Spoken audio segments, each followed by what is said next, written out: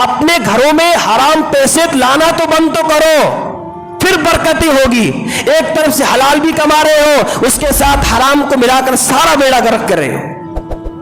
حالات آئیں گے، پریشانیاں آئے گی، ضروری نہیں ہے آپ 2 گاڑیاں خریدیں، ضروری نہیں ہے کہ آپ 2 پلاٹ خریدیں، ضروری نہیں ہے کہ آپ 2 بورنگ کر کے 2 ٹیوب ویل چلائیں۔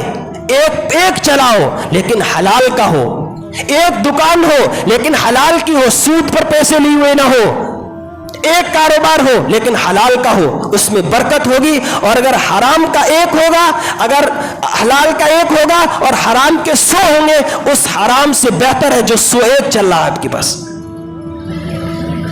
اسی لیے اپنے آپ اپنی زندگی میں دیکھو کہ میں ایک زنا کرنے والے کو کہتا ہوں کہ تجھ سے بڑا گنہگار کوئی نہیں، شراب پینے والے سے کتنی نفرت کرتے ہیں، زنا کرنے والے، چوری کرنے والے کو ہم ذلت کی نگاہ سے دیکھتے ہیں، اور وہ کہہ کون رہا ہے؟ جو کاروبار کی طرف ہاتھ بڑھانے سے پہلے سود پر پیسے اٹھاتا ہے۔ فَأَذَنُوا بِحَرْبٍ مِّنَ اللَّهِ وَرَسُولِهِ، یاد رکھو اللہ اور اللہ کی رسول کی طرف سے اعلان جنگ ہے۔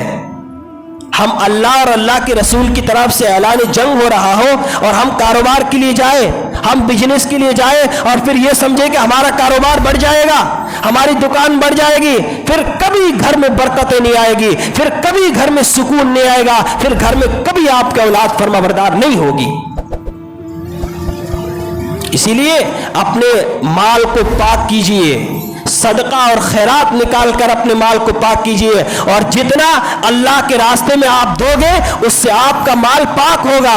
اللہ تبارک و تعالیٰ کا وعدہ ہے کہ میں اب میرے راستے میں خرچ کرنے پر آپ کا مال گھٹاؤں گا نہیں بلکہ بڑھاؤں گا، یہ اللہ کا وعدہ ہے۔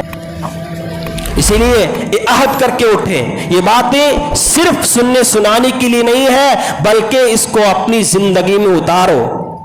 بس ایک مرتبہ عہد کر لو کہ ہم انشاءاللہ اپنی زندگی میں کبھی سود نہیں لیں گے۔ کرتے ہو بھائی عہد؟ بھائی سود ایک اللہ اور اللہ کے رسول کی طرف سے اعلان جنگ ہے۔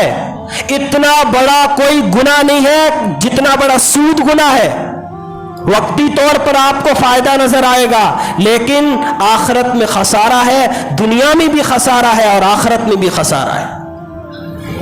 ویڈیو کے نیچے سبسکرائب کے بٹن پہ کلک کریں، بیل کے آئیکن پہ کلک کیجئے تاکہ ہر نئی ویڈیو کی نوٹیفیکیشن آپ کو مل جائے۔